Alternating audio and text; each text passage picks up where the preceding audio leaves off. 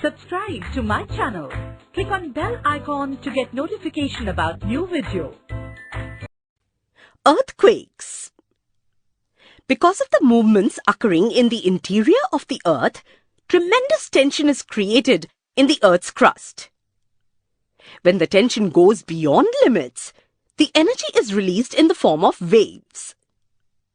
This results in trembling of the Earth's surface, that is, earthquake occurs.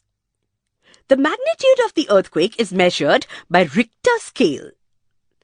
Causes of earthquakes: moving of the plates, colliding of plates, plates sliding one below the other, forming of fractures in rock layers due to tension in the interior of the Earth, occurring of volcanic eruptions.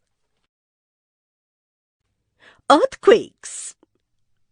Because of the movements occurring in the interior of the Earth, tremendous tension is created in the Earth's crust. When the tension goes beyond limits, the energy is released in the form of waves. This results in trembling of the Earth's surface, that is, earthquake occurs. The magnitude of the earthquake is measured by Richter scale.